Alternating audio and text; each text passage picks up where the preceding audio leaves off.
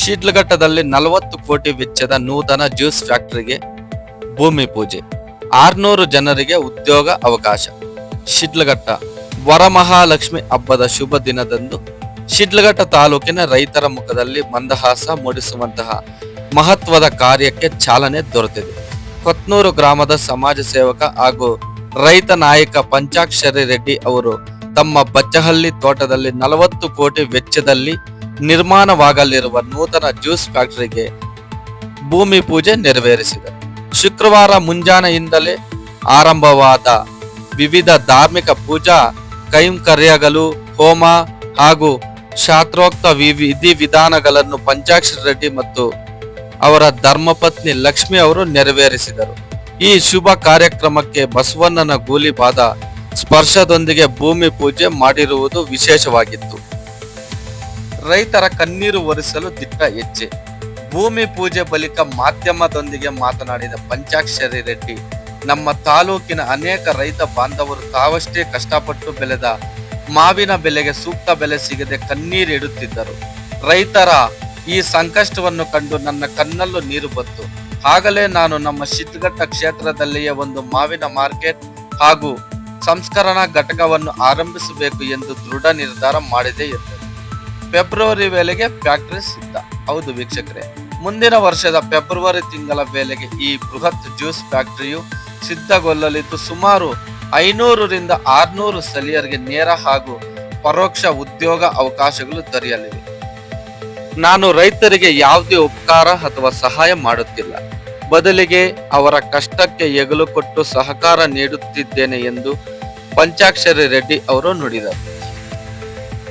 ಕ್ಷೇತ್ರದ ರೈತರ ಆರ್ಥಿಕ ಪ್ರಗತಿಗೆ ಹೊಸ ದಾರಿ ದೀಪವಾಗಲಿರುವ ಈ ಯೋಜನೆಗೆ ಸ್ಥಳೀಯ ಗ್ರಾಮಸ್ಥರು ಹಾಗೂ ರೈತ ಸಮುದಾಯದಿಂದ ಭಾರಿ ಮೆಚ್ಚುಗೆ ವ್ಯಕ್ತವಾಗಿದೆ. ಮೊನ್ನೆ ಹೀಗೆ ನಾವು 4-6 ಜನ ನಮ್ಮ ಲೋಕಿ ಸಮೇತವಾಗಿ ಕೂತಿದ್ವಿ.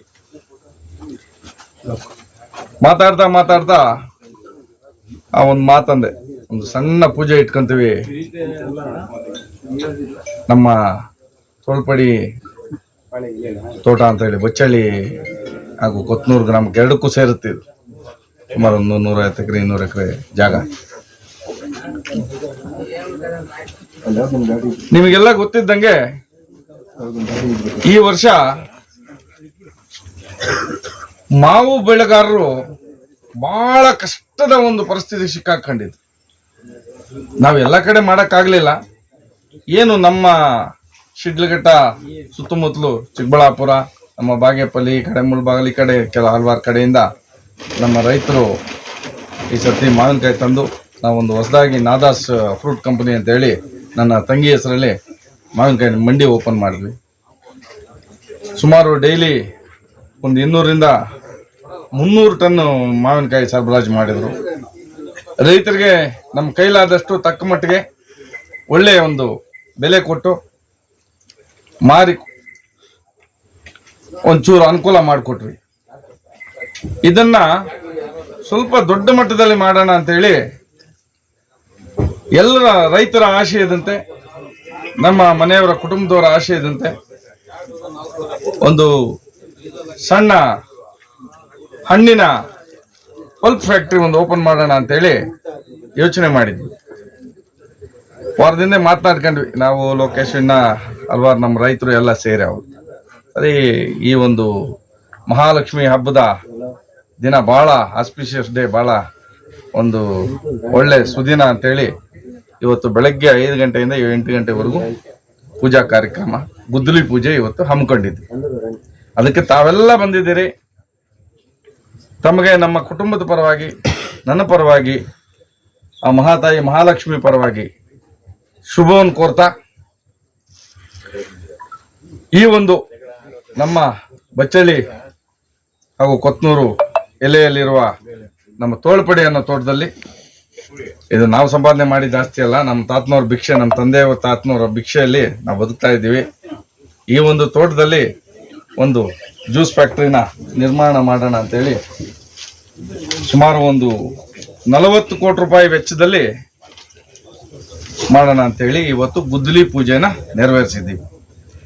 ಇದಕ್ಕೆ ತಮ್ಮೆಲ್ಲರ ಸಹಕಾರ ಹೇರಳವಾಗಿ ರೈತರ ಸಹಕಾರ, ಯಾಕಂದ್ರೆ ರೈತರಿಗಾಗಿ ನಿರ್ಮಿಸ್ತಾ ಇದ್ದೀವಿ ಇದನ್ನ.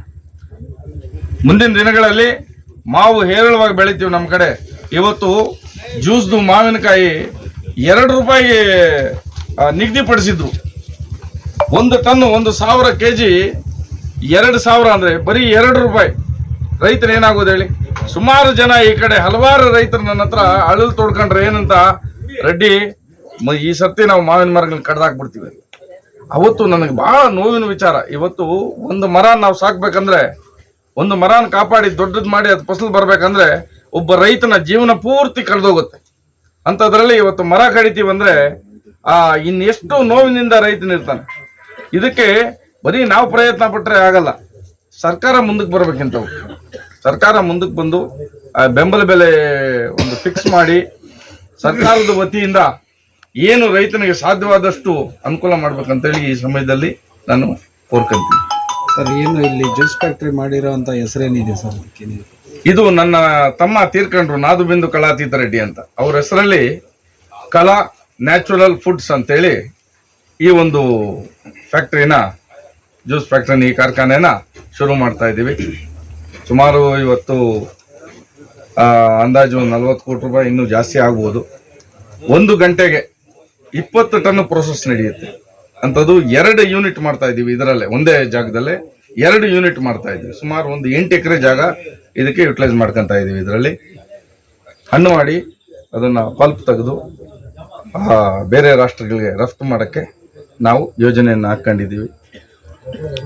ಇದು ಮುಂದಿನ ದಿನಗಳಲ್ಲಿ ತಮ್ಮೆಲ್ಲರ ಆಶೀರ್ವಾದ, ರೈತರ ಆಶೀರ್ವಾದ, ನಮ್ಮ ತಂದೆ ತಾಯಿಯ ಆಶೀರ್ವಾದ, ಅಮ್ಮನ ಆಶೀರ್ವಾದದಿಂದ ಚೆನ್ನಾಗಿ ಬೆಳಿಬೇಕಂತೇಳಿ ಬೆಳೆದು ಇಲ್ಲಿ ರೈತಾಪಿ ವರ್ಗಕ್ಕೆ ಒಂದು ಉತ್ತಮವಾದ ಒಂದು ಅವರ ಬೆಳೆದಂಥ ಒಂದು ಏನು ಹಣ್ಣು ಇದೆ ಅದಕ್ಕೆ ಒಳ್ಳೆ ಒಂದು ರೇಟ್ ಕೊಟ್ಟು ಅವ್ರಿಗೆ ನಾವು ನಮ್ಮ ಕೈಲಾದಷ್ಟು ಒಂಥರ ಸಹಾಯ ಅನ್ನೋದಕ್ಕಿಂತ ಸಹಕಾರ ಕೊಡೋಣ ಅಂತೇಳಿ ನಾನು ಆ ಒಂದು ಮನಸ್ತತ್ವದಿಂದ ಇದನ್ನ ಶುರು ಮಾಡ್ತಾ ಇದ್ದೀನಿ. ಸರ್, ಈ ಫ್ಯಾಕ್ಟರಿಯಲ್ಲಿ ಸ್ಥಳೀಯ ಆದ್ಯತೆ ಕೊಡ್ತೀರಾ ಇಲ್ಲ ಅದರ್ ಮ್ಯಾಕ್ಸಿಮಮ್ ಸ್ಥಳೀಯರಿಗೆ ಕೊಡ್ತೀವಿ.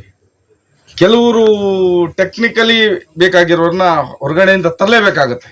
80% ಸ್ಥಳೀಯರಿಗೆ ಆದ್ಯತೆ ಕೊಡ್ತೀವಿ. 400 500 ಜನ ಸ್ಟಾರ್ಟಿಂಗ್ ಅಲ್ಲಿ ಉದ್ಯೋಗ ಕೊಡ್ತೀವಿ. ಎಷ್ಟು ತಿಂಗಳಿನಲ್ಲಿ ಆಗ್ಬೋದು ಸರ್? ಇದು ನಾವು ಮುಂದಿನ ಮಾವಿನಕಾಯಿ ಸೀಸನ್ ಅಷ್ಟೊತ್ತಿಗೆ ಆಪರೇಟ್ ಮಾಡಕ್ಕೆ ರೆಡಿ ಮಾಡ್ತಾ ಇದ್ದೀವಿ. ಮಾಡಬೇಕು. ಯಾಕಂದ್ರೆ ಮುಂದಿನ ಫೆಬ್ರವರಿ ಮಾರ್ಚ್ ಅಷ್ಟೊತ್ತಿಗೆ ಇದು ಪ್ರೊಸೆಸಿಂಗ್ ಇದಕ್ಕೆ ಮಟ್ಟಕ್ಕೆ ತಂದ್ಬಿಡ್ತೀವಿ, ತರಲೇಬೇಕಂತ ಹೇಳಿ.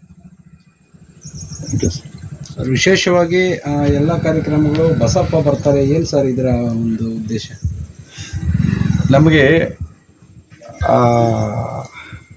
ಮೊದಲನೇದಾಗಿ ನನ್ನ ತಮ್ಮನ ಮದುವೆಗೆ ಕರೆಸಿದೀವಿ ಬಸಪ್ಪನ. ಆ ಒಂದು ಬಂಡೇಳಿ ಕ್ಷೇತ್ರ ಇದೆಯಲ್ಲ, ಅಮ್ಮನವ್ರ ಕ್ಷೇತ್ರ, ಏನೋ ಗೊತ್ತಿಲ್ಲ ಏನು ಪ್ರಭಾವ ಇದೆ. ಹೃದಯಪೂರ್ವಕವಾಗಿ ಹೇಳ್ತಾ ಇದ್ದೀನಿ, ನನ್ನ ಮನಸ್ಸಿಗೆ, ನನ್ನ ಹೃದಯಕ್ಕೆ ಅದು ಬಹಳಷ್ಟು ನಾಟು ಬಿಟ್ಟಿದೆ. ಒಂದು ನಂಬಿಕೆ. ಈಗ ನಮಗೆ ಕಷ್ಟ ಬಂದರೆ ಯಾರನ್ನ ಬೇಡ್ಕೊಂತೀವಿ? ಭಗವಂತನಲ್ಲೇ ಕೈ ಮುಗಿತೀವಿ. ಎಲ್ಲರೂ ಅಷ್ಟೇ, ನಾನಾಗ್ಬೋದು, ನೀವಾಗ್ಬೋದು, ಪ್ರತಿಯೊಬ್ಬರು. ಭಗವಂತನಿಗಿಂತ ದೊಡ್ಡದು ಏನೂ ಇಲ್ಲ ಇಲ್ಲಿ ಶಕ್ತಿ, ಆಯ್ತಾ? ಏನೋ ಒಂದು ಶಕ್ತಿ ನಮ್ಮನ್ನ ನಡೆಸ್ತಾ ಇದೆ. ಆ ಶಕ್ತಿ ಆ ಯಮ್ಮನಲ್ಲಿ ನಾನು ನೋಡಿದ್ದೀನಿ. ಅದರಿಂದ ನನಗೆ ಅದು ಹೇಗೆ ನಾನು ಅದನ್ನು ವ್ಯಕ್ತಪಡಿಸ್ಬೇಕು ಅನ್ನೋದು ಪ್ರಶ್ನಾತೀತವಾಗಿದೆ. ಮೊನ್ನೆ ಅಲ್ಲಿನ ಧರ್ಮಾಧಿಕಾರಿಗಳು ನಮ್ಮ ಜಯರಾಮಣ್ಣವರು ಬಂದು ಅಲ್ಲಿ ಒಂದು ಕಾರ್ಯಕ್ರಮ ನಡೆಸಬೇಕು. ನಾ ಏನು ಮಾತಾಡಬೇಕು ಅರ್ಥ ಆಗಲಿಲ್ಲ. ಬಂದರು ನನ್ನ ಮುಂದೆ ನಮ್ಮ ಸ್ವಾಮಿಗಳು, ಅವರು ಎಲ್ಲ ಬಸವರಾಜ ಸ್ವಾಮಿಗಳು, ಜಯರಾಮಣ್ಣವರು ಬಂದು ಕೂತ್ಕೊಂಡು ಈ ಥರ ಮಾಡ್ಬೇಕೆಲ್ಲ ಏನು ಮಾಡಿಕೊಡ್ತಿದ್ದೆ ಗೊತ್ತಿಲ್ಲ ಅಮ್ಮ. ನನ್ನ ಬಾಯಿಂದ ಎಲ್ಲ ನೀನೇ ಮಾಡಬೇಕು ಅನ್ನೋ ಟೈಪಲ್ಲಿ ಒಂದು ವಾಕ್ಯ ನುಡಿಸ್ಬಿಟ್ರು. ಅದನ್ನು ಹೋಗಿ ಅಲ್ಲಿ ಮಾಡಿಬಿಟ್ಟು, ಏನದು ವಾರ್ಷಿಕೋತ್ಸವ ಮಾಡಿದ್ವಿ. ಅಂಬಾರಿ ಬಂದಿತ್ತು. ಭಾಳಷ್ಟು ವಿಜೃಂಭಣೆಯಿಂದ ಅಮ್ಮನ ನೋಡೋಕ್ಕೆ 2 ಕಣ್ಣು ಸಾಲದ ಅವತ್ತು. ನನಗೆ ಸಮಯ ಇದ್ದಿದ್ರೆ ನಿಮ್ಮನ್ನೆಲ್ಲ ಅಲ್ಲಿಗೆ ಆಹ್ವಾನ ಕರೆದು ಒಂದು ಅಮ್ಮನ ಆಶೀರ್ವಾದಕ್ಕೆ ಒಂದು ಪೂಜೆ ಸಲ್ಲಿಸಿ ಅಮ್ಮನ ಆಶೀರ್ವಾದಕ್ಕೆ ಒಂದು ಇದಾಗೋದು ನಿಮ್ಗೆಲ್ಲ. ಈ ಸರ್ತಿ ನೆಕ್ಸ್ಟ್ ಫೆಬ್ರವರಿಯಲ್ಲಿದೆ ವಾರ್ಷಿಕೋತ್ಸವ, ಆಗೋಗೋಣ. ಅದಲ್ಲದೆ ಅಲ್ಲಿ ಇನ್ನೂ ಒಬ್ಬರು ಇದ್ದಾರೆ, ದೊಡ್ಡ ಬಸಪ್ಪನವರು, ಅವ್ರು ನಮ್ಮ ಮನೆಗೆ ಫಸ್ಟ್ ಬಂದಿದ್ರು. ಇವರು ಬಂದು ಯಾವುದೇ ಕಾರ್ಯಕ್ಕೆ ಇವರು ಬಂದು ವಾಗ್ದಾನ ಕೊಟ್ಟು, ಇವತ್ತು ನೋಡಿ ವಾಗ್ದಾನ ಕೊಡಕ್ಕೆ ನಿಮ್ಮ ಕಣ್ಣು ಮುಂದೆನೆ ಎಷ್ಟು ಇದು ಮಾಡಿ ಜಾಗ ಅದೇ ಫಿಕ್ಸ್, ಅವರೇ ಬಂದು ಫಿಕ್ಸ್ ಮಾಡಿಕೊಟ್ರು. ಸಾಕ್ಷಾತ್ ಈಶ ಸಾರಥಿ ಅವರು. ಆಯ್ತಾ, ನಾನು ಅದರಲ್ಲಿ ನಂಬಿಕೆ. ಮಹಾಲಕ್ಷ್ಮಿ ಹಬ್ಬದ ಪ್ರಯುಕ್ತ ಇಲ್ಲಿ ಈ ಒಂದು ಕ್ಷೇತ್ರದ ಕಲಾ ನ್ಯಾಚುರಲ್ ಫುಡ್ಸ್ ಏನಿದೆ ಅದರ ಒಂದು ಗುದ್ದಲಿ ಪೂಜೆ ನೆರವೇರಿಸಿದ್ದೀವಿ ನಿಮ್ಮೆಲ್ಲರ ಸಮ್ಮುಖದಲ್ಲಿ. ಇಲ್ಲಿ ಒಂಚೂರು ಪ್ರಸಾದ ಸ್ವೀಕಾರ ಮಾಡಿ ಮನೆಯಲ್ಲಿ ಹೋಗಿ ದೇವರ ಒಂದು ಪ್ರಸಾದ ತಗೊಂಡು